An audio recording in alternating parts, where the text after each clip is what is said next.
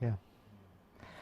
Hello viewers, welcome to the show. It is the Business X-Ray Show, and today we have a very, very interesting topic. First of all, we'd like to welcome you back, or you welcoming us back, because it's been quite some months since we rested the show, but we are now back. And this time around, we are looking at how you can get back to your feet as a business. Because remember, at the time when we rested this, we're going into the second lockdown conditioned by COVID.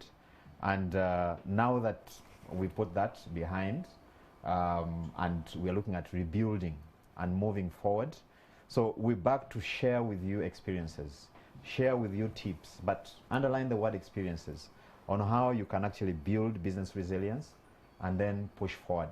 Because like we always say, business is a going concern. Businesses never sleep, whatever the circumstances. And that's the kind of mindset we have as we come to you to share with you experiences. Of course, we have the experts in the studio, and our modus operandi is we also have the people that are doing the actual work, the actual business work, the heavy lifting.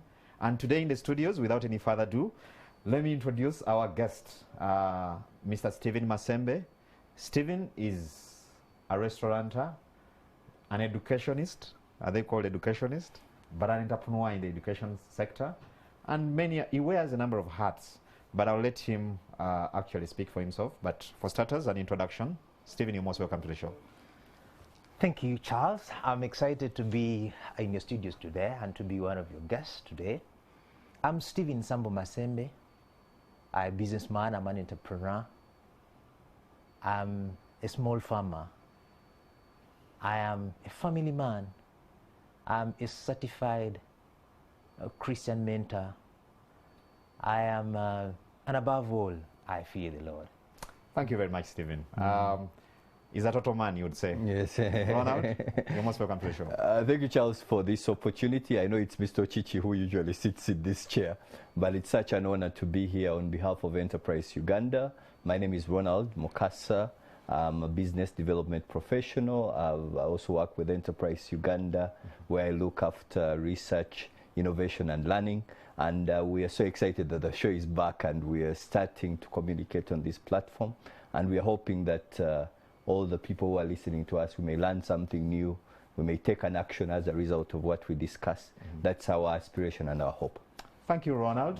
And today, our topic is on building business resilience.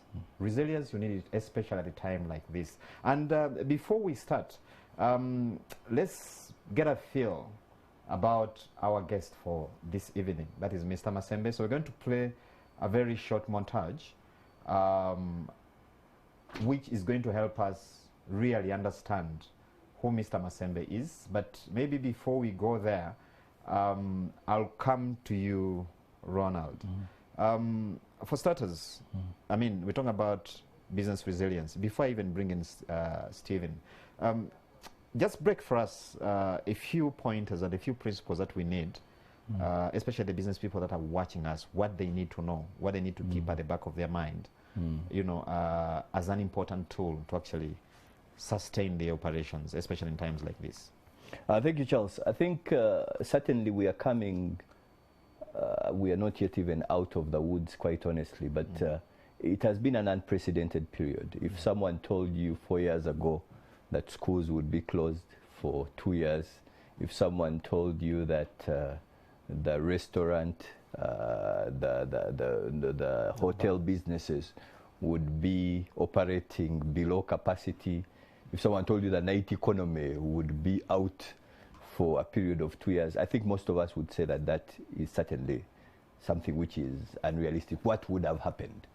But here we are 2 years later, and I think most of the business people, our clients at Enterprise Uganda, but I believe that the general business community is at a time of trying to see how do we get out of the woods. And this journey is both an individual and corporate journey. There are things which need to be done at a national level, but largely for the entrepreneur, there are things which you need to be doing right now.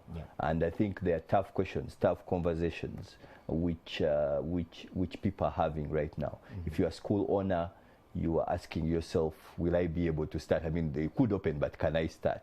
Do I still have some children to teach? Do I still have my suppliers? Do I still have, what's my relationship with my bank? I've been hiding from him for the last 6 months. So can I talk to him now and we see how we can get this going? So I think those are the questions. But I think the key thing for the entrepreneur to appreciate, the first principle is to appreciate that when it comes to business, the entrepreneur is the representative of the business in the business. So the business is different from you, but the saving of that business is the responsibility of you, the entrepreneur. And that's why it's a tough thing, because you're going through a difficult time yourself. But the business is saying, I need boss, you come out and save me and make sure that I restart. So that's where many entrepreneurs are. They have to make a decision to say, how do I, and a number of businesses have started recovering, have restarted. But I think that's the first question. I think the second question is to take a quick assessment of where the business currently is. I mean, if you're a school owner, you need to have called all your parents and find out whether they are still coming back. That's an assessment which you quickly need to make. And why you need to make it is because the truth is that you may not know. You may have had 800 students, but now you have 200. Now you have 150. The same is true for any business. You need to assess and say, where exactly is my business currently? Is it standing? Do I still have those customers? Assess your suppliers. Are they still in business? Make sure that position has been built. And all of us have to kind of take a status report of where we are, and then try to decide, where can I take this business? Because many times when so many moving pieces have been, and many entrepreneurs are not just struggling with the business challenges, but with even personal challenges. Families have had illnesses within the family. Some people have lost loved ones during this period. So all those, the entrepreneur is carrying them on their heads. But quite honestly, on behalf of the business, you need to say, this is where we are, this is what is possible. If you have had a landlord, for example, and you have been struggling to pay him, you need to ask yourself, am I keeping in these premises? Can I have a conversation with my landlord to say that I need to keep in this premises, or I need to change them? And what does that mean? So you need to kind of take a status of where you are and say, this is the journey which I am taking. One of the things which I think is positive is that in entrepreneurship literature, we are told that the thing is, the entrepreneur is the custodian of that vision. He's the one who is supposed to lead us. Us, the employees, us, the suppliers, us, the customers, we are banking on the entrepreneur to push through this period. So I think the tough decisions every entrepreneur needs to be made, and I hope we'll have a chance to discuss more as we run. Indeed. And this is where I come to you, Stephen. I know we're going to have that video which is going to bring our viewers to speed on where you are today. But of course, there's something we can't capture, where you came from. And I'm very sure there are many who are saying, okay, Stephen is an entrepreneur, but I mean, who is he? Where did he come from? How did he start? Where did that vision come from? Just give us a digest of where Stephen began his journey in business. Thank you, Charles. That's an interesting one. I started business way back in 1995. By that time, I was in senior 5. 1995, I was in senior 5. I had a friend of mine who was dealing in apples and other special commodities. So some of this, what we could classify as special fruits, because they were not grown in this country. We've had things like pears, apples, berries. So they used to import these items from Nairobi to Kampala. And then for us, our role was to get from them, and we could distribute around town to various supermarkets.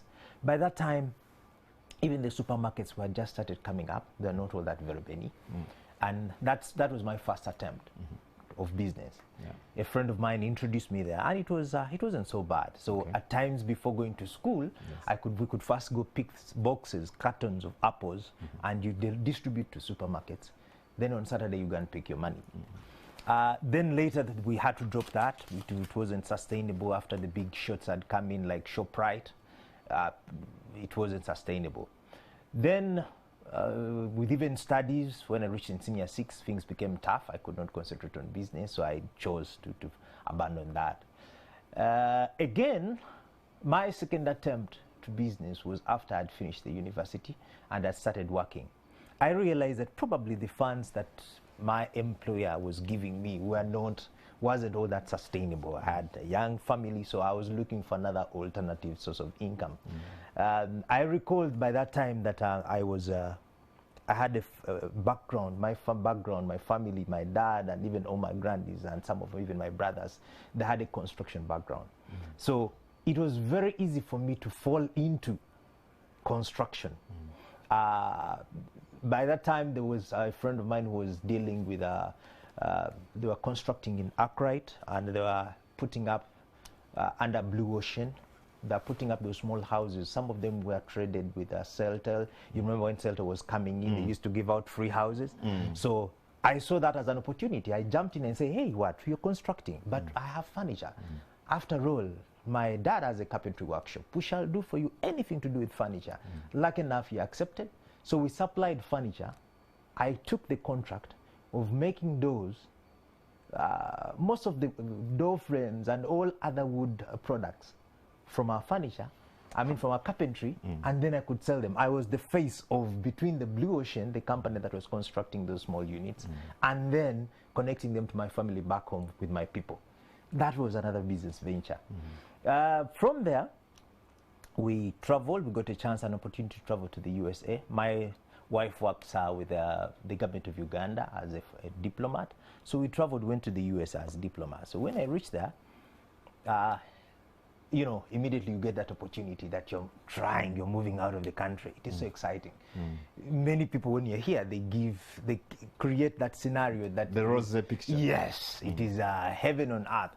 So immediately I got the opportunity. I abandoned my employment and I joined her with all her family. Now, reaching there, rarely will they respect the academic qualifications you have if they're coming from Africa.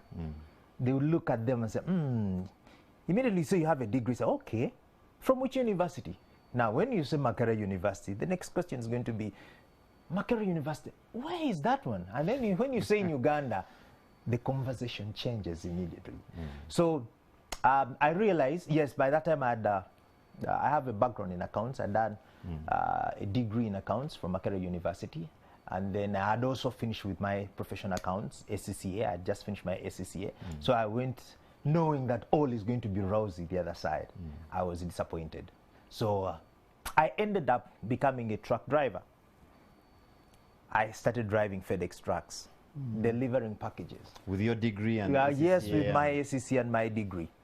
The options, one of the options that we had, I had either to go back to school and I get a master's from the other side, but it was so costly and we had a short time. If you're a diplomat, they give you 4 years. Now, out of the 4 years, if you're going to spend 3 years in school, even before you start working, the time has ended. Yeah, absolutely. So I started doing, driving a truck, delivering. Now, if you're a FedEx driver, it has some ups and downs. You have to load your own truck. You bring in your truck, you pack in the morning, and you load it. Regardless of the sizes and the weight of the packages, you have to do that. Now, remember, this is somebody who is looking at papers and computers, and now you're going into what somebody could call manual. It had some challenges. Muscle work. And also the stress of being on the road from morning to evening, hustling with all sorts of things. You pack, you carry your packages, take it upstairs. Even if it's an apartment block that you need to carry a package of 30 kgs up to the 4th floor, you have to do that. If and you carry 7 of those in a day. And the respect of time. When, for example, somebody had an appointment and say, I'm expecting my package to be delivered at 9, I'll be home at 9. Regardless that your truck breaks down, you have to be there. I hear you. So that was challenging in itself, but I learned very important lessons. First of all, when you're in such a country, there are some shocks, culture shocks. There are some things which you learn that, hey, for us, we've been doing things this way. These guys are doing things this way. And then as you learn, you start appreciating why they have developed to that level. Probably that has also helped with my business. One of the things is that the nature of the organization the expectations from you who's delivering is so high. The expectations are so high. And whatever the circumstances, you have to deliver. Come rain, come shine, come snow, come what, you have to deliver.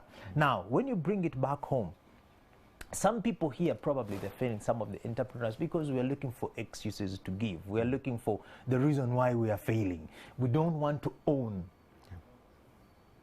Ronald had just said it, that the entrepreneur, you're the vision bearer. You're not only the vision bearer, but you're carrying the final blame, the final blow. If something is blossoming, probably you're going to be praised. If it is failing, it's you. Now, the tendency of giving up so fast becomes one of the hindering factors. For example, now we're in COVID. Indeed, we've lost a number of things. Yeah. But how are we coming up? How are we waking up from this? I believe that as business people, when we fail, we can fail maybe it's 5 times, but when we stand up, You pull yourself up. you pull yourself up. Thank you, Stephen. On that note, viewers, we're going to have, again, a short montage that's going to help us put Stephen's story and experience into context. You know, for all of us to draw some lessons, because our principle is to make this as practical as possible so that you can relate to how entrepreneurs are making it, even in hard times like this.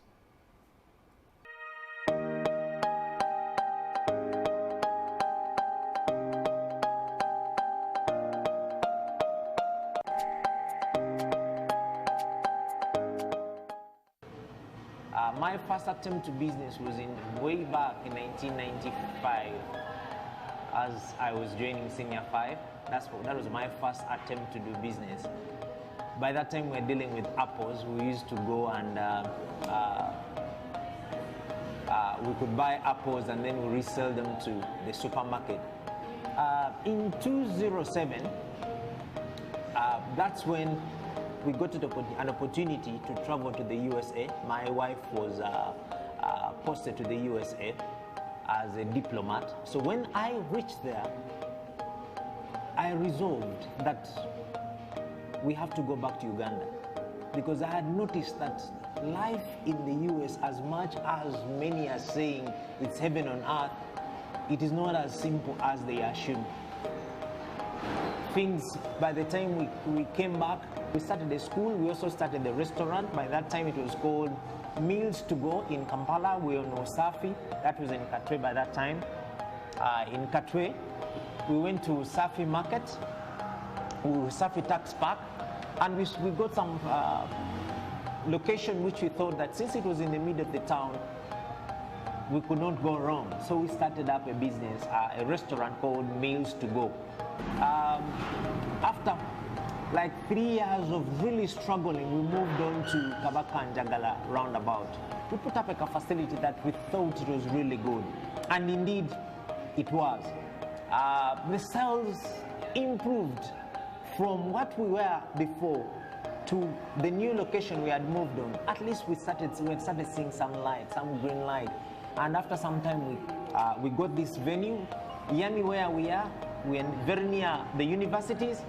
That was our target. We thought that probably the universities, it could help us to make things faster. I copied that idea from Chicken Tonight.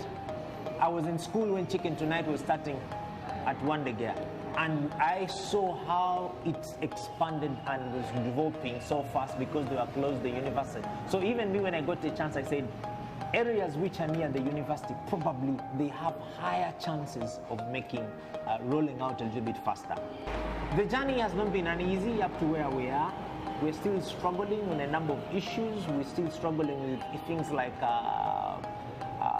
human resource. It's a very challenging issue with human resource. There's so many people who are looking for jobs, but not necessarily that they want to work, but they come to because they need some money. Somebody who doesn't love what he's doing, very soon, he's either going to make so many mistakes or he's going to bow out very fast.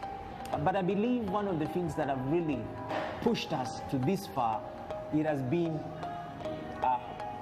persistence. It has been hands-on, really hard-working. At times, regardless that we are the owners or I'm the director, I can do almost everything. At times you'll find me peeling sweet potatoes in the kitchen. At times you could find me when I'm serving customers. I want to see that I'm almost in every part of the sector. Because if you're not hands-on, especially in Uganda today, it becomes so hard to run a small business. Some of the achievements now, Yummy Diners has 2 branches. Before COVID, we were employing around maybe like 15 staff members, but now we scale down. That is only with Yummy Diners. At school, we're employing around 16 members by the time we closed it. When we closed in 2020, at least by the time we closed. So I could say one of the achievements is that I've given employment to some people. I've offered employment to some people. COVID was very challenging to all of us. Restaurants, yes, the food industry, they allowed us to operate, but you can't operate when you don't have any customer. We had to scale down even on our salaries and say, you know, people, we can't pay you 100% of your salaries. We have to scale down to around 50%. And some of the staff members, we had to say, sorry,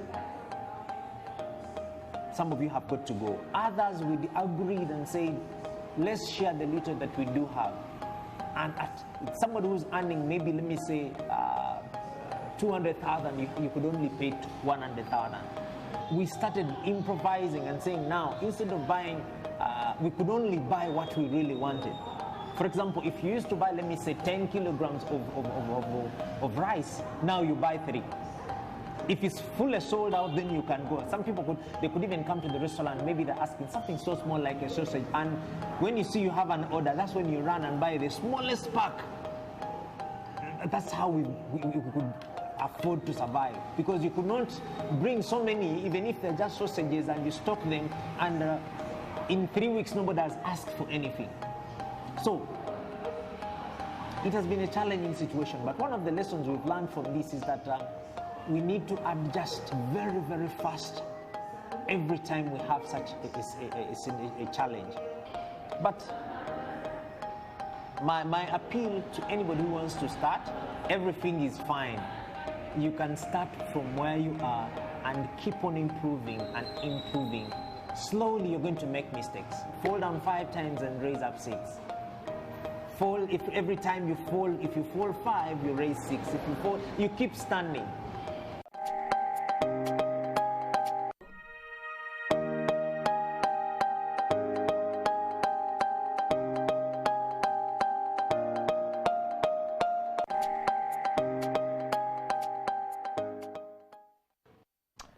Welcome back. Now, that story, viewers, it paints a picture. Of course, take this as a case study, Mr. Masembe's story, but it paints a picture of what the business community is contending with. And we know what some of you are contending with at the moment. That's why it sets the stage for us, Ronald, to actually pick key lessons that can be shared with our viewers today. What are your quick thoughts and lessons picked? Yeah, I think, first of all, thanks, Mr. Masembe, for sharing. And I think Mr. Masembe speaks to what it is to run a small and medium-sized business. Yeah. Small businesses don't have the luxury of great reserves that I have, reserves to be able to keep the team going. Small businesses don't have the luxury of a parent company that in case you have trouble, the parent company. The entrepreneur is the parent company. You are the person who is supposed to come through. You sell some of your goods. Yes, you have to sell your goods and as the parent company, give an injection of capital. So the point is that that's the reality. And also I think one thing which came out clearly is the interconnectedness of the economy. The fact is that if schools are closed, if universities are closed, Mr. Masembe can't do business. Yeah. He can open, but he can't do business. So that's the truth. The truth is that one of the reasons why the economy needs to restart is because it's interconnected. One needs the other. The fellow who is selling firewood, the fellow who is selling posho, needs those schools to be open so that he can be able to do his business. He can't have the mill running, but he can't be able to do business. But I think there were a couple of lessons which came out there. I think the first thing which comes out is that as the entrepreneur, you do everything possible to defend the business to stand. I mean, Yami is a separate entity from Mr. Masembe. But Mr. Masembe needs to do everything possible to make sure Yami survives. Now, Yami has obligations. For example, it had obligations of employees. Those obligations, with the math and the numbers, it was clear from his submission that those obligations couldn't be met. And as the entrepreneur needs to make a decision to say, how do I reduce those obligations? And that could be letting go of some of the people. But it could also be talking to those employees who have also sacrificed a lot for the business to say, you know what, we are going through a tough patch and we need you to do more for much less. Why? Because this is the circumstance. You notice that 5 customers came in for lunch. But this place needs to be clean. This place, we need to pay for the electricity. We need to pay for the gas. We need this place to keep alive. And we hope that 2022 will be better. But for now, this is what we are going through. I think that is a decision which every entrepreneur needs to make. How do I have a conversation with my people to see how we keep this business going? I think one of the things which possibly didn't, which wasn't mentioned, but which I know is true, is don't forget Mr. Masembe is also defending Yami as he defends his family. He also has to go home and make sure people at home are eating. And usually the people who take the biggest blow as the entrepreneur tries to save the business is actually the family. The family will have to notice that things have changed. If daddy used to come back with sausages to have over the weekend, they said, Daddy, but you have sausages. Why don't you bring them? He said, Daddy says, no, now things are clear. Sometimes even the movables in the house. Yes. The chairs and the big screen. And as entrepreneurs, I mean, the entrepreneur has to make some tough decisions and say that I've taken this, I have sold this, I've liquidated this, I have to pay rent for this place for the next 3 months. We have liquidated this, which is a family property. But I think that decision is made because the entrepreneur knows the potential of the business which they are protecting, and they know that this is a tough time and the tough times will pass, and they need to be able to hold the business. And I think one final thing which I picked from was this question of time. I think we underestimate, I think Mr. Masembe told us in his earlier submission about managing time. And I think one of the resources which is given equally to everyone is how you manage your time. And sometimes as an entrepreneur, the best use of your time is going to be to go back to the kitchen. Yes, you are director, but you have to go back to the kitchen and you peel. That's the best use of your time because it takes a cost off the business and it allows the business to kind of sail through this difficult pit. And sometimes it's difficult, especially when the business has been doing much better. Don't forget that as director, you have been sitting in your office doing strategic thinking and thinking about how the business can grow. But now they find that you are the one taking orders and delivering them. So it's a tough thing. And for us who are watching independently, we say, I think the man is really suffering. I saw him peeling. But that is a sacrifice you need to make for your business, for your business to be able to stand. And if we don't make such sacrifices in times like this, no one can make that sacrifice for that business. You can't demand it from your employees if you are not willing to do it. You can't demand it from your suppliers if you are not willing to do it. You can't demand it from your bankers if you're not willing to do it. So it is that sacrifice which I think is one of the cornerstones of walking out of this period which we're in. Thank you, Ronald. Now, before I bring in Mr. Masembe again, viewers, you can be part of this discussion. We'd like to hear from you, especially, of course, the business community. We're going to flash a number on the screen. You can just send a WhatsApp message, a question to Mr. Masembe or Ronald from Enterprise Uganda. Now, Stephen, one of the issues, the pointers we're talking about, even before we came to the show, with Ronald here, is one of the biggest achievement an entrepreneur can have is actually keeping the business up and running, whether COVID or not. Yeah? And I would like to hear from you. What has helped you stay in business since 95? I know you've done several other businesses. Because sometimes, like they say, businesses evolve. What are some of those principles that you feel have helped you going? Where you say, okay, I'll run this, and then at a certain point you're like, okay, let me change to this, but at the same time, you remain a businessman. Okay, thank you, Charles. I think it's not only business, but I would look at probably a little bit of success and say, how come some people are more successful than the other? Yeah. At times, it's not necessarily the quality of education that we have. We've seen so many people with masters, with first class, with poor professors, but when they're doing so poorly, at times they've even failed. I'm sorry to give this example. At times you look at a professor who taught you in school, but is still struggling to get out of the house of Makerere University because he has failed even to have anything else outside Makerere University. Somebody would ask and say, is it the background? Yes, it could be, but not necessarily again. Is it the quality of the schools where you went to? Not necessarily.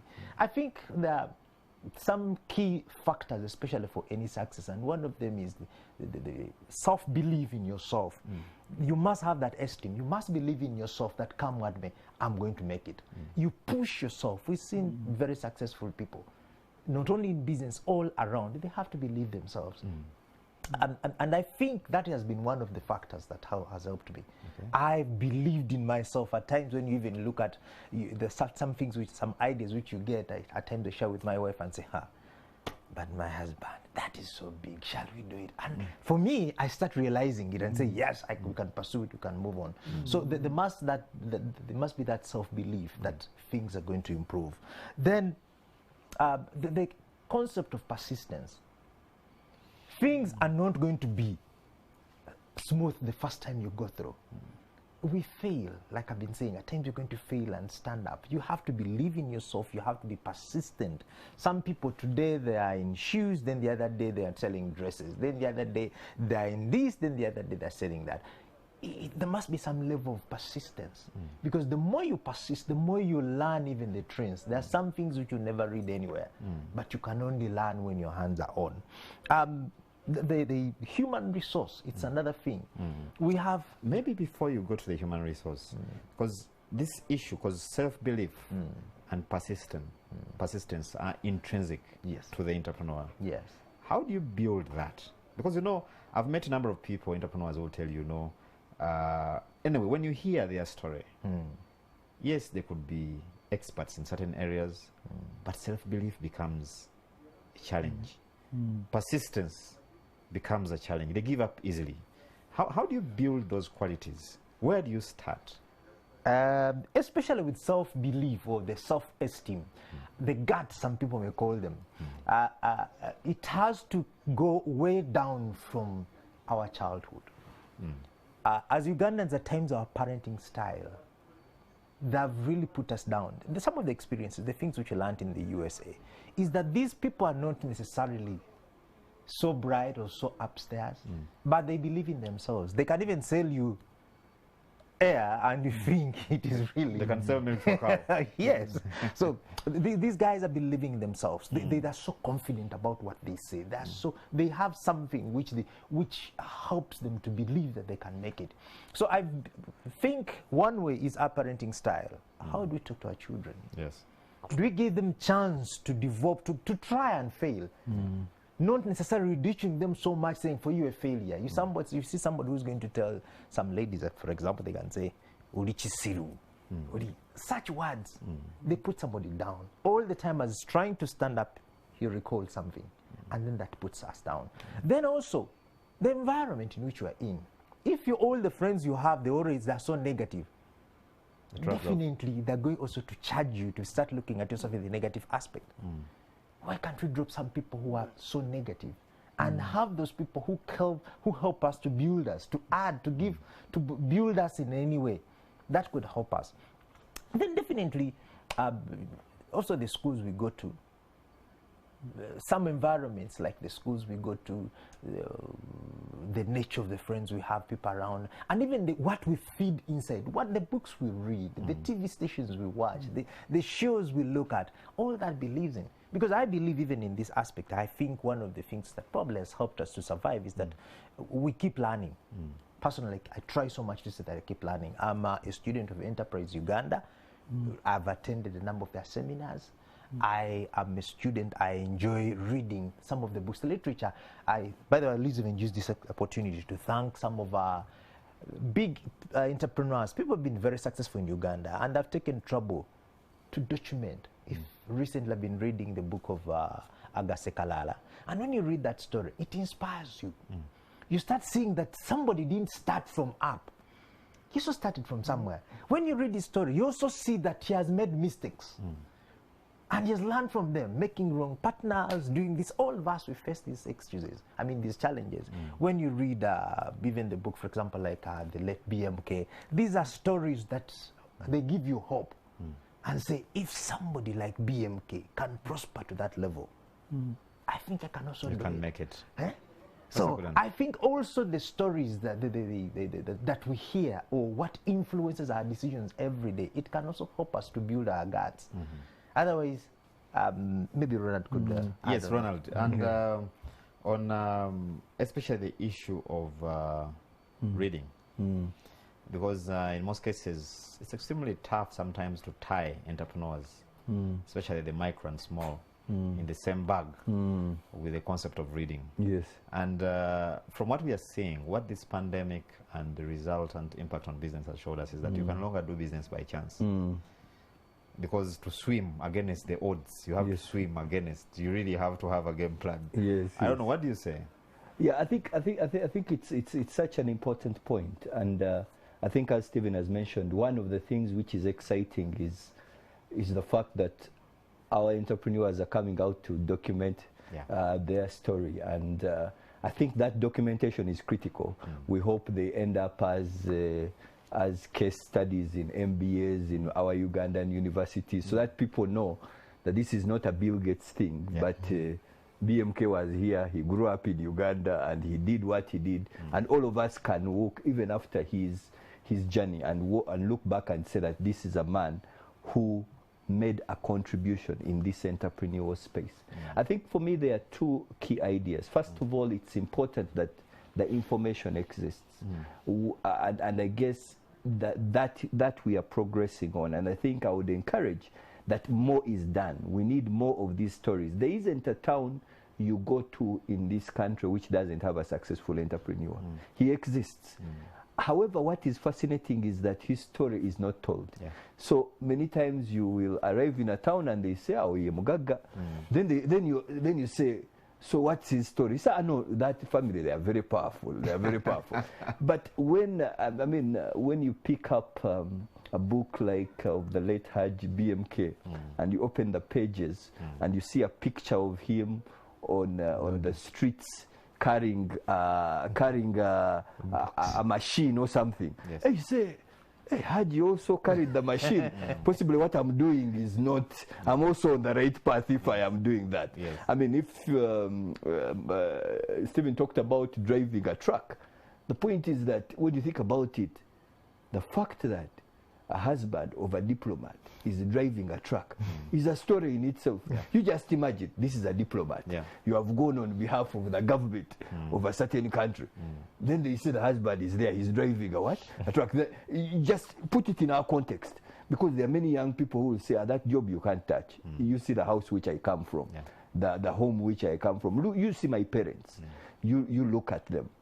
And I think those stories need to be documented. They need to be documented. I think one of the stories in Haj BMK's book is when he came into the city for the first time and he was renting a small room.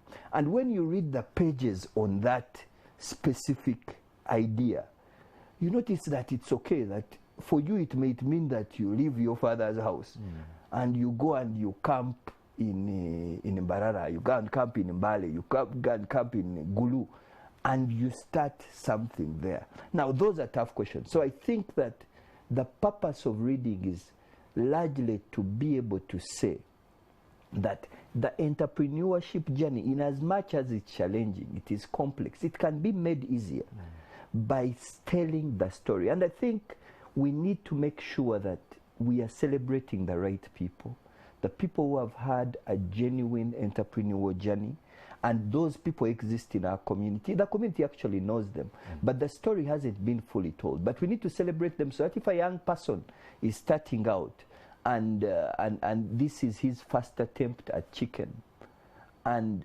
he reads the story of the Sekalalas, and he says that actually this is a company which is handing over to the next generation, he can notice that 2021 is not the year he needs to focus on. He needs to focus on 2040 or 2050, when this business is being handed over to another generation. That should be the mindset which he should take.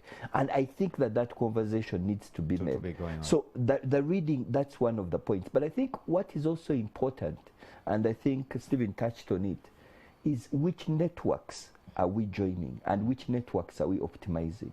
There are a number of business networks which exist, the likes of Casita, UCIA, there are a number of networks which have been created, and these are possibly national, but even at a local level. You have to ask yourself, if we are tailors and we work in this building, am I part of this tailoring association? Because if I'm part of this tailoring association, we can be able to say that, by the way, why don't we also load half a container and we bring? We can organize this. You bring a million, bring a million. We need to make sure that we are strengthening those associations. We are strengthening, as an entrepreneur, working with like-minded people. Don't forget that your entrepreneurship message is first with another equally strong message. Your own family, your own parents are going to talk you out of some businesses. I mean, if you have graduated, you got an upper second, a first class degree, then you tell your father that you have disappeared into Kisenyi to go and buy beans and trade them. Your father will say that, my brother, I pay all these school fees, you go through the best universities, and now you are in Kisenyi. So the point is that that's the force which you are going under. You need someone else to tell you that actually that's where I was 10 years ago. And I think it's quite interesting, because when you listen to Stephen's story, you know, by the time he went to the US, he already had a degree, and an ACCA qualification. At that time, when he went, ACCA was... And ACCA is international. It's a very big thing. Exactly. Yes. And he reaches the US, and the only job he could get is the one of being a truck driver. Yes. And he's saying, I'll do it. I think that level of humility, you know, is, I think, needed for an entrepreneur to actually... And probably one of the reasons why entrepreneurs don't read is the fact that some of them know that they know. Yeah, I think, you know, some people argue that, I mean, there is the reading, but we are also quite an oral culture. We are learning by stories. All of us, the story which has been told. And I think even in that, there are messages which can be taught. That elderly gentleman who runs that maize mill, who has run it for 20 years, when you talk to him and he says, during this season is when you should move, because that's when the maize is at the right price. You need to have that person, and that's why we talk a lot about in business development, we talk a lot about mentorship and business counseling. It is that you sometimes need someone who speaks into your life and who can ask you difficult questions. Because he knows when you get your first big check, he will see you get your first big check of 50 million, and he will see you going to a bond. And he possibly has experimented with this same thing before. And he said the best idea is not to buy a Prado at this time. The best idea is to buy a machine. And that mentorship network is something which is critical for the entrepreneur to be able to pull through. So the reading is a way of mentorship in itself, because some people you will never get to meet. Absolutely. But also these oral engagements, they can be effective in mentoring you in your business. Thank you, Ronald. Some people you can never get to meet them, and that's why actually Enterprise Uganda is supporting this show, because some of them can actually be met here on the Business X-Ray. We've had Sekalala Jr. here, and a couple of others. Today we have Stephen, very powerful story as well. So the idea is that you take lessons from some of these experiences, you know, lessons that can actually enhance your operations wherever you sit. Now, Stephen, you, from where you are today, of course, we now have an idea where you came from, and the key lessons that you picked. But I'll get back to that, especially the lessons you picked when you're driving that truck, anyways, because I'm sure you picked many. But where are you today in terms of business? Yes. When you look at today, probably you can look at it maybe and draw back like a year or two back. I'll begin from before COVID. Before COVID, by that time we were running a school. It was called Early Explorers Elementary School in Ntinda.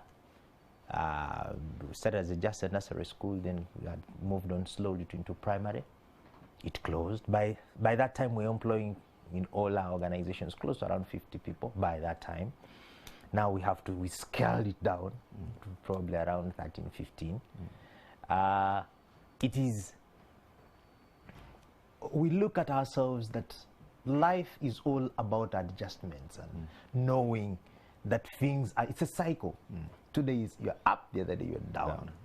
But some of the most important thing is that you take things as they come and you read the moments and you're not locked up into. If, for example, I've been, like when you asked that being a truck driver, that I was wearing a tie and going to an office and sit down and work, now I need to be in my casuals more or less and hold a scanner on me all the time and do a manual job. It calls for orientation of your mind, and all that comes in. What defines you? What are your goals? What are your ambitions? What is your vision? How would you like to see yourself in some years from now? Because at times we make decisions, especially maybe in this country, when we are too short. We're looking at a very short time. We don't want to focus and say, 5 years from now, this is what I want. And how do I get there? Like, to go a little bit, maybe to put that point very clearly, when I was in the US, the first time everybody's driving these fast, very cool cars. Where in 2021, people are driving in around September, July, September there, within that period, they're bringing the next year. And you could just walk into the showroom, just show your ID. And you drive without paying a penny. And you drive. You're in the streets which are all clean, very big roads. So, but you have to sit down and say, wait a minute, what is going to happen 10 years from now? How would I want to see myself 10 years, 15 years down the road? If something happens. Now, many people who are there, who are in the US, or not only the US, but people in the diaspora especially, life is so rosy. Everything moves on well. But when you look at it slightly deep and say, are you really gaining? You're working so hard to support only your life, your existence at that particular moment. What will happen when you cannot work? Are you investing anything? Are you growing something? It's the same situation now, that when you look at yourself and say, yeah, right now probably we have only 2 branches, but I'm dreaming that we're going to reset our school, which will have over 1,000 students. I've already started. I went to plans, we went to the artists already, the architectures there. We're having those visions. We are not yet there. And somebody's going to ask you, but do you have the money to dream and that you're going to set up a project of 1 billion plus? I don't need to wait until I get the 1 billion to start planning. Good point. Ronald, I pick something quite strong here, because I think sometimes we tend to focus on the hardware and not the software. Yes. Because from what I read, Stephen has the principles at heart. What he talked about, self-belief, the persistence, the perseverance. And I think, you know, because we're talking about tough times, sometimes we like to hear stories that are rosy all the time. And, you know, someone comes and says, I've done this, my business is from here to this and that kind of thing. But there are key lessons normally to pick when a business is going through a challenge and how someone builds that resilience, going to our topic, to keep on and then build further. I don't know what you pick from that. How do we build, you know, the software in our entrepreneurs so that they have what it takes to weather the tough times? Because we all know, you know, the death rate, the mortality rate. That's like,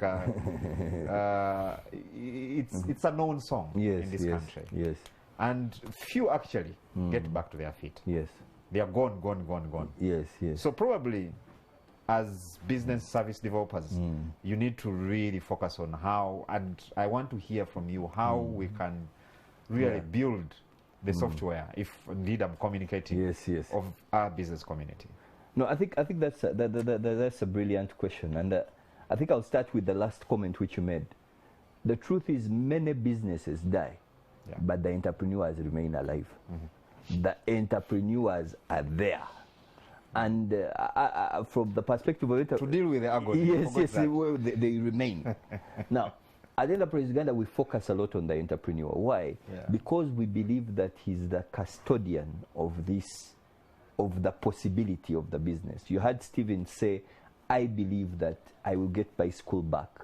But this last punch, it took his school. It was a heavy punch. 2 years, it's a heavy time. And the point is that the entrepreneur is, usually we start from the point of saying the entrepreneur needs to recognize that they already have some of these attributes. Anyone who has done anything, be it a small retail shop, when you start scratching, you notice this is a person who recently tried to sell timber and it didn't work. The timber died. Then they have looked after chicken. The chicken houses are still there, but the chicken are no longer there. It is that process there, that resilience, that has actually led them to run that wholesale shop. So that means that it exists. The issue is that, do you call upon it? And a lot of the work we do is to help the entrepreneur recognize that this is what makes you an entrepreneur. We talk about 10 behavioral competences. And in there we have persistence, we have goal setting, we have information taking, and there are 10 of them. And that's what a bit of the work we do. We usually call them the personal entrepreneurial competences. But the point is that when you think about that entrepreneur that exists, now some of them you don't know. Some of them you don't recognize. And some of them you find that there are also other equally strong forces that are taking you, like the sense of defeat. The truth is that when you heard Stephen's story, he had 50 employees. He has 15 now. But I can bet you there are 35 who left are still calling him. They call him. They call him because he had a job, he had given them a job, he sent them home. But they'll call him and say, you know what, Mr. Masembe, is there we have nothing at home. No, they're not saying is there anything. They are saying the truth is that at home, there's nothing. There's nothing. My wife is here, we have nothing to eat. And they hand it over to him. And he has to find a way of keeping. So when you think about the entrepreneur is not just looking at these 15 employees. It's the fact that that responsibility is there. That's the weight which is carrying. And I believe that when you think about developing that in yourself, you need to know that even the steps which you made, the success which you had before COVID, that is the attribute which brought you there. It still exists, but you need to call upon it. And how do you call upon it? You call upon it by saying, which decisions do I need to make right now? First of all, you may find that sometimes because of the defeat in your business, you have gotten out of your network. You no longer pick the calls of your suppliers. You no longer pick the calls of your customers. And you are at home. And your wife is possibly, or your wife or your husband is telling you, but why don't you, you know, but the defeat is there. Now, the moment you step out of it and you call your suppliers and say, you know what, I'm back in action. The truth is that I have no money right now, but you know that I can sell your product. But you give me stock of 3 million. And I first enter town and I distribute that. That process. Now, why is it difficult? It's difficult because it's a process of starting again. The problem with starting again is that us, your audience, don't forget that when you are a successful entrepreneur, we all know when you come to our churches, we put you in specific places. The problems you solve in your family are different from ordinary problems. You know, there are people who solve problems of 1 million, problems of 2 million. You are not a person who solves a problem of 50,000. And I'm told when you pour in some family meetings, you presume to be one of the people who bring confusion. They say you have been the one who talks. They give you the audience, everyone listens to you. And set the agenda for debate. They said, no, let's not talk about that. Let's talk about this. So that's where you have been.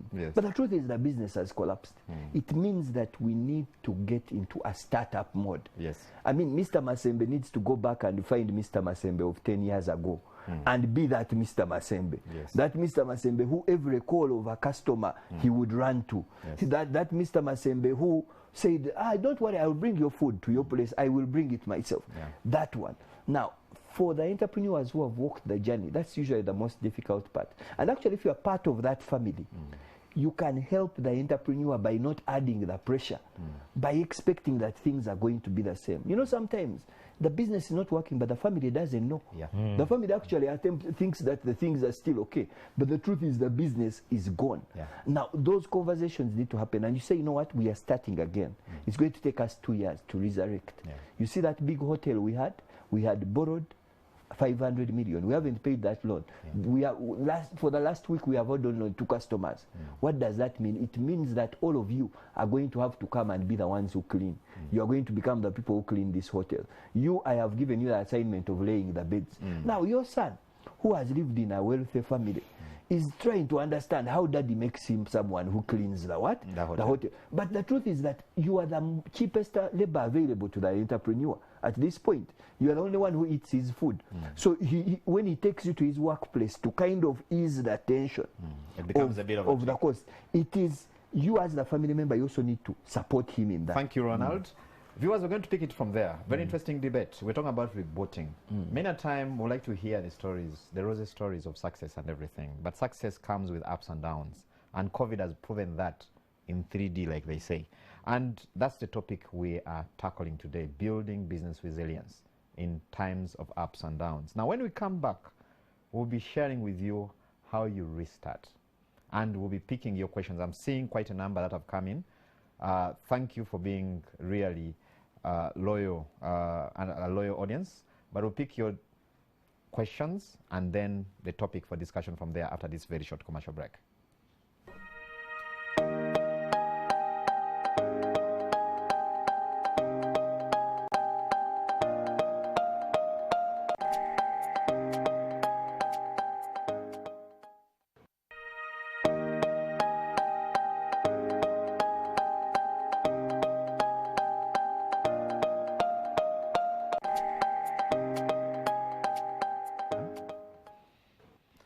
Dear viewers, welcome back. And again, it's the Business X-ray, and today we're tackling the issue of business resilience. And we've all known that COVID-19 and the impact the associated standard operating procedures has had on business really requires businesses to be resilient, you know, to stay in the game, like they say.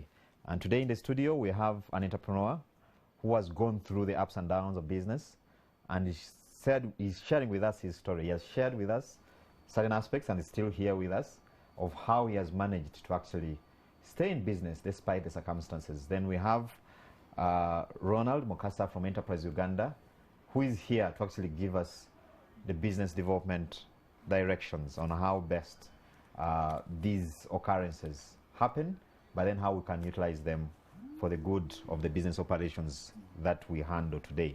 So briefly, I think I'll start with you, Ronald, before I come to Stephen. Starting over, because we now have a bit of an idea. It's been a trend. Every time you have a lockdown and then the economy is opened, you know, it's like you're starting over again, looking at the impact that the lockdowns have had on business operations. We are on our second aftermath of a second lockdown, and starting up or standing up again is the key issue now for a number of entrepreneurs. Some have lost businesses totally. Others are in what you would call, you know, the way a computer reboots. It's not necessarily off, but it's in that state where, you know, exactly how do you get back? Then after Stephen, I think we'll weigh in on that as well. Yeah, I think I'll just share a couple of ideas, and as you have rightly put it, the biggest challenge here is that we are all in unique situations. Yes. There are sectors like Stephen's sector of education which have been locked down for 2 years. Yeah. There are sectors like construction which have kept going. There are people who went into this with debt, and that's what is on top of their agenda. There are people who can no longer afford the rent of the places where they are operating. Yes. So the first thing which is clear is to say that in this grand scheme of things, where am I as an entrepreneur? And that is a decision which you need to make for yourself and say that this is exactly where I am. And then you say, what are the low-hanging fruits that exist in my business? Stephen is a restaurant, he runs a restaurant. He has possibly 5 people who come every day. Now that is his lowest hanging fruit. And he has to ask himself, how do I make the 5 8? Yeah. Now the problem with that process is that making 5 8 is not taking you back to the 50 you used to have. So your mind keeps going back and saying, I used to have 50 people and I never used to call. But Stephen has to ask everyone who has come to his restaurant that, thank you for coming. I see you coming every day. Where do you work? He says, I work for this. Why don't you come with a friend tomorrow? That friend who you will come with, I will give him fruits for free. That's the mode which Stephen has to be in. To say that, how do I change 5 customers to 10? It is not as spectacular as the business you used to have. It is not as exciting, but you need to go to that level of detail in your business and say, how do I do this? Another decision which Stephen may have to make, to say that I need to do delivery because something has what? Has changed. Says that I can't afford to deliver. Can I get the border man who is outside my office, rather my restaurant? Can I get him to do some deliveries? And can I tell him that when you deliver, you will have to put on this my branding as you deliver, so that I also look like those people who are branded, people who deliver. But those small steps are where the conversation needs to be, because the person who understands, especially when it comes to small businesses, the owner is the one who understands all the intricate details of the business. So you need to make sure that those conversations are happening. Now, if the situation is that the biggest thing which is on your list of priorities now is debt, the truth is you are heavily indebted, you have had a lot of challenges with your bank, and possibly you had chosen the path of hiding from the banker, and you say, let me hide from this man, I've changed numbers. The question is that your immediate step may be to present yourself again to this banker and say, the truth, I've been running from you. But this is the reason I'm running. I have nothing right now. You could take me to prison, but the truth is I have what? Nothing. I have nothing. But what I have is this idea. You remember, I used to distribute. I have 4 orders which are what? Which are pending. And I think I've managed to get a bit of supplier credit. But what I need is I need you to release tension on my account so that that little money which comes in, I can pay the supplier who gave me the supplier credit. I'll pay you some little money. I'll keep a little to restart. That conversation, that intimate conversation has to be with your bank. And it is a detailed conversation. It's different from your neighbor's conversation. But you have to ask yourself, have I had that conversation? Because for you, it is not enough to say that Bank of Uganda has said that that we shouldn't touch this sector. It's not enough. You want to be able to restart. You own a school.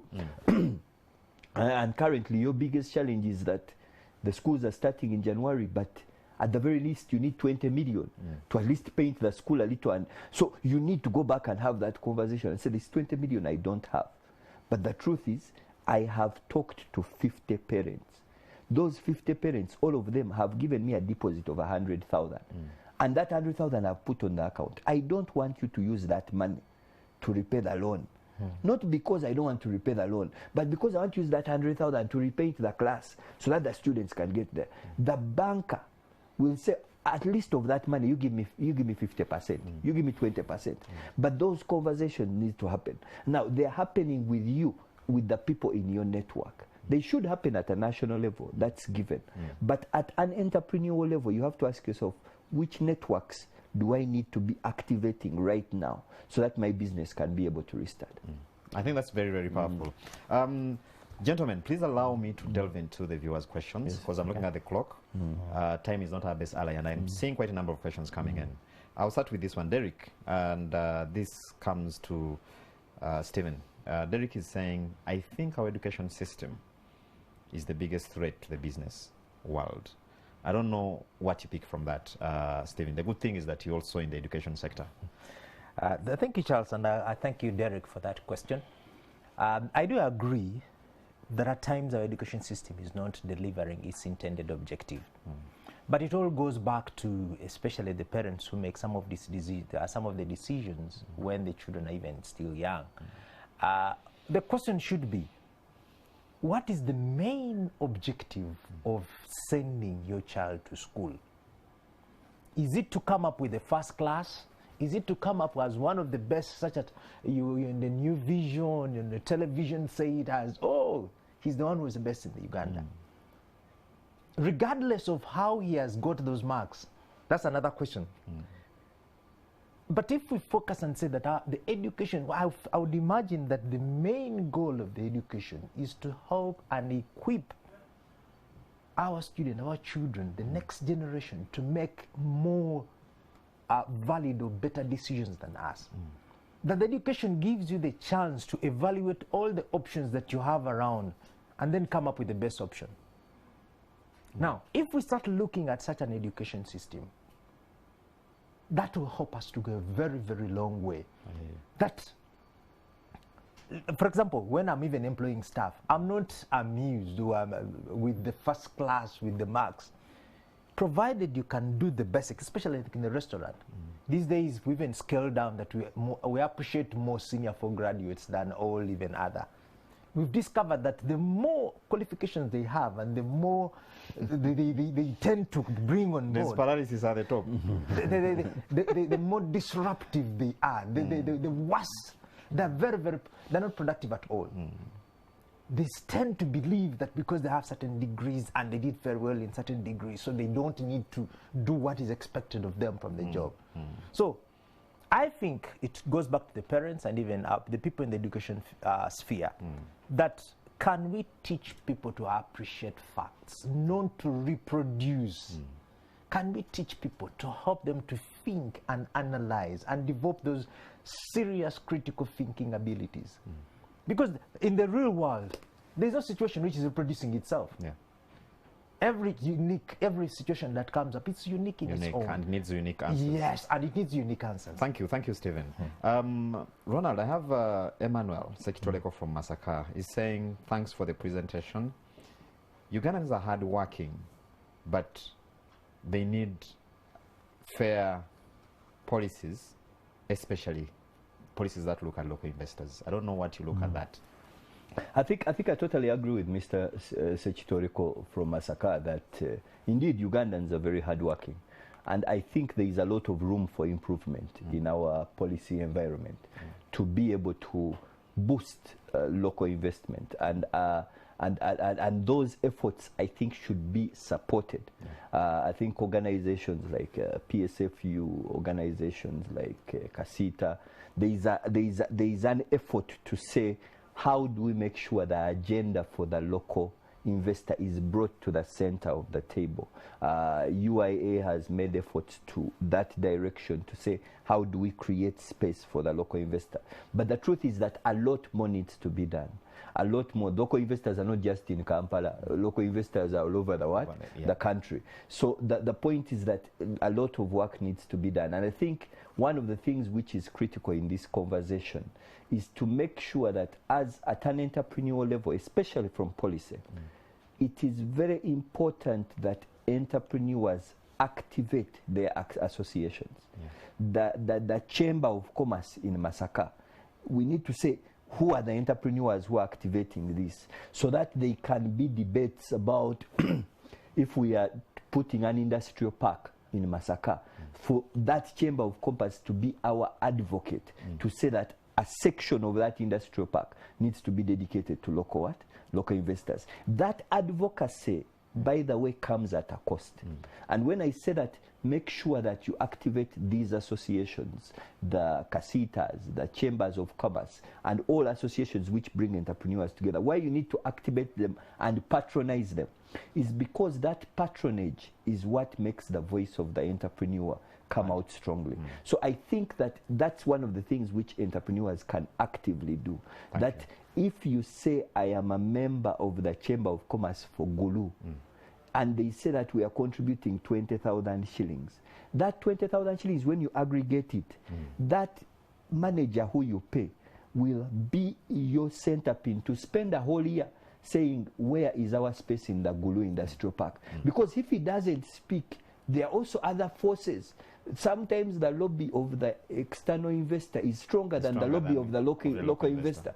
And we need to understand as entrepreneurs that you need to fight for your voice. And how do you fight for your voice? These associations, and when you go to the agriculture space, the cooperatives, the reason why you want to strengthen your cooperative is because you are advocating. It's the cooperative which advocates for you. And the reason why you want to be an active member, a member who is paid up, a member who attends meetings, is largely because that is the only practical way the voice of the cooperative gets out. The moment it doesn't, you will find that other people will come and say, oh, no, these farmers, they are not organized. And those voices, they are being funded also. Thank you, Ronald. Sorry, we have quite a number of questions here, and I want us to just go through them a little fast as much as we can. Now, I have JB Mwanje is watching from Katende, Mpigi. He's saying, please let Mr. Masembe throw some light on human resource management tactics, stroke principles, and brief financial performance of his business. But maybe we can look at the financial tactics, since you've already walked us through the other aspects. Human resource and principles. Okay, thank you, Mr. Mwanje. Today, as a country, we are faced with serious issues to do with human resource. We have so many people who are looking for jobs, but they're not necessarily interested in working. They're only looking for some small subsistence money to keep them going. And that affects the business. So it goes back to, how do you hire? How do you identify the people with the right skills, with the right set of attitudes, with the people who are going to help you to move on? That's a very big challenge. And we have some of the things which we're doing right now. We are no longer very much taken up by the value of the papers you're carrying, the weight of the papers, because I've worked in this organization. I've worked, for example, in the restaurant business, that I've been working in Serena, I've been working in Cafe Javas. It may not apply in your particular situation. We prefer these days to get referrals. Somebody refers to you and say, oh, I know so and so.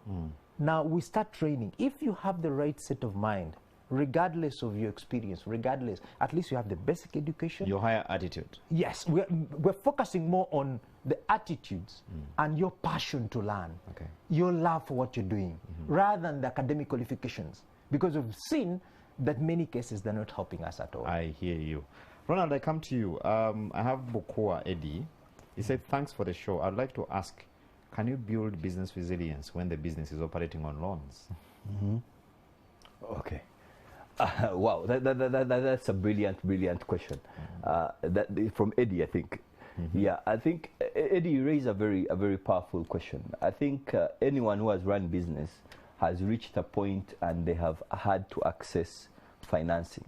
The most traditional financing is financing from a bank, but by the time people reach banks, they have accessed financing from many places, from relatives, from friends, from suppliers, and those people have kind of pushed their business to that level. So I think the critical question which needs to happen is that the fact that you have loans doesn't mean you can't build resilience. But you need to ask yourself, am I reducing the dependence on credit? It means that you have to also strengthen your stake in the business as the business grows. Now, what is the basis of taking credit? When you take credit, really the math is very simple. You say, Mr. Masembe has given me a contract to supply 1 ton of rice to his restaurant. I say, 1 ton of rice, this is how much it will take, but I don't have the money. So let's say it's 10 million. So if it's 10 million, the question is, can I borrow that money? I supply Mr. Masembe, and then Mr. Masembe pays me and I pay the other person. If Mr. Masembe is paying me enough profit to give a bit of interest to the bank and I keep a sizable piece, then the credit is a good one. The problem is when it is the reverse. I have borrowed, Mr. Masembe pays me, and all I get is I give it back to the what? To the banker. Then you have to ask yourself, why am I in this transaction? And those are questions that as an entrepreneur you say that possibly that's a path I don't want to take. But also circumstances change sometimes. For example, the COVID situation we have been in. And that's why we talk about reserves. One of the things which builds business resilience is to say that I am constantly increasing my reserves, so that the capacity for the business to take shock is increased. Because I'll go to Mr. Masembe. Mr. Masembe tells me, your rice we have eaten, but the truth is we can't pay you right now. The umeme has just been here, we have paid them. And it was a big problem, but we have solved it. Thank you, Ronald. Thank you very much. I think that point is... Now, I'm afraid... I wanted to come. Okay, you can weigh in. Not necessarily on that question. I thought we've not done a justice to somebody who wanted to start business. Yeah. That's why I wanted to first of all try and attempt to give some possible. And as you do that, you can maybe add on this one. Aswakanya Alfred is from Arua City, and he's saying he's a law scholar and a budding entrepreneur. So he's saying, ask Stephen to expound more about how he has been able to fund his enterprise. So you can wrap it within that as well. Okay. So somebody wants to start an enterprise, but he's wondering, what can he start? Yeah. I think there are some benchmarks which you need to bear in mind. Yes. At times we look at the passion. Where is your interest? Because in a country like Uganda, I strongly believe that we have a country which is still a virgin in so many aspects. And almost every business is going to grow. When you look at the population structure today, that we're around 42 millions, 44 millions. And what is funny... And growing. And growing. Around 50% are below the age of 20. Yeah. What does that mean? That probably in the next 5 years, all these people will have graduated into around 20, 30, whatever. So they need the services. That means the service industry is going to grow. That means the people in the rent business, they're going to own property, they're going to grow. That means almost every aspect is going to grow. But before you make that decision, where is your interest?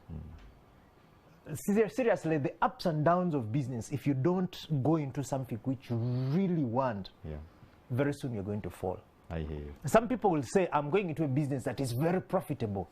I'm here to tell you that if your greatest motive is profit to run a business, prepare to exit. That's a hard reality. Because the businesses that survive a long time, they're not looking at profits. Profits come in as a byproduct. It automatically comes in if you do a good service. Look at what is your passion, what is your experience. It becomes hard for you to say, I can't tell you go and start rearing birds when you don't have interest in poultry, you don't have interest, you don't have any experience. That means the lesson, the chances of failing are going to be so high. Going to be high, I hear you. You also need to look at, how do you look at your life maybe 10 years, 5 years from now? Where would you want to be? And how can you position yourself? Because the business you're trying to start now, although you're starting it now, but it may bring in profits maybe after 3, 4, 5 years. Will you just close it? And also the time you have on your fingertips. Some businesses are so engaging. If you're having a full-time job and you say you're going to run a shop downtown Chikubu or a hardware, you're going to be disappointed because nobody's going to run a business when you're not there. I hear you. You've answered the question of one of the gentlemen, the civil servants. Yes. Oh, okay, now I'll go to Alfred. Alfred was saying, so says, where do you get money to start a business? Quite often, many people are going to say, we have a challenge of capital. But I believe if you've positioned yourself so well and you perceive the vision, I always give that example to someone who's building a house. You're not going to wait until you have all the funds to finish a house and say, oh, now let me start. You start small. You do something. Maybe you start the foundation and you leave it there, maybe for a month or two. You get another money and then you start and maybe you raise up to the whole plate and you stop there. And then you roof. Even in the business, can we start small? You can even start with, I was reading the experience of Samsung, that the founders of the proprietors of Samsung, they started around $25 US, the original founders. But they've managed to build a business so big to that extent. So at times we should not look much into how much I have. and where it's going to come, but define your business. Concentrate on defining your concept. The sources of funds are so many. You can even start with your own saving. You can save little money and you start. You can start on credit by borrowing from suppliers. For example, in the business we are doing, we get credit from suppliers. Somebody brings you chicken, brings maybe 10, 20, 30, 40, and you pay later. And then you pay later. As you're selling, you pay later. That means that the integrity issue has got also to be very, very important. Otherwise, when somebody gives you his business and then for you sell and you start running away, not answering phones, then the continuity it is becomes a different thing. Thank you, Stephen. Ronald, something here, and I'm afraid viewers won't be able to touch as many questions as possible, but I promise you the next Business Express show will touch many of those questions. Now, I have someone, he's saying, quite related to our topic, I have started quite a number of small businesses, but they all always come to an end prematurely. I later decided to do a business by first saving a reasonable amount, and there I can invest. Is that the right way? Please guide. Yeah, I think anyone, any entrepreneur you will talk to, there is one consistent message you will hear. They have failed at business somewhere. It is such a consistent message. That story, in my opinion, is not told enough. But all entrepreneurs, in a way, they have tried. So the moment you have started a couple of businesses and failed, 2, 3, 4, the first thing is that you're on the right path. Because that means that you are ticking off. We usually call it in our lingo in entrepreneurship, school fees, which you have to pay. You tell someone your story, say you did that, oh, you have learned now. But the point is that the most important question is, did you learn the lesson? The purpose of a failure is to teach you something specific. If the first business failed because you are not available, the next one you start, are you available? Avail yourself. Because if you start 2 businesses and both businesses you are not available, then that means you didn't learn the first lesson. You didn't graduate. So the moment you fail at a specific business, the most important question is not, the most important question you need to answer is, why did I fail at that? Another one is because you gave credit to all your family members. They came, they ate the food for free, and the business collapsed. You started a bar, and you brought all your school friends and said, let us first warm up the bar, and it failed into on the first day. On the first day. Then that means that you say, that lesson I have learned. Next time I start a business, I don't invite my family to be the first consumers of my product. So that's the question. Did you learn the lessons? If you learn the lessons, then the next business can be able to. Thank you, Ronald. I'm afraid we are out of time. It's been a good discussion. Ronald, your last word in a minute. Yeah, I think my final comment will simply be to just thank the entrepreneurs out there who are fighting to restart their businesses. You are our true heroes. You are pushing to make sure that we restart. You are keeping your employees on the payroll. We want to thank you for that. Keep going, keep pushing. Even this shall pass. Thank you. Stephen? I thank you so much for giving an opportunity to share my experience, and I'm looking forward. I want to also encourage my fellow entrepreneurs that the journey may appear to be so steep, the hill we're climbing is so steep, but soon, let's just hang in there. You look at how you're doing business, try to review. It could be that you're facing so many challenges because of some of the operations. You can cut out the fat and remain with only the beef. It could be that probably of the location, that you may need to relocate and move from one place to another. And when you relocate, things will change.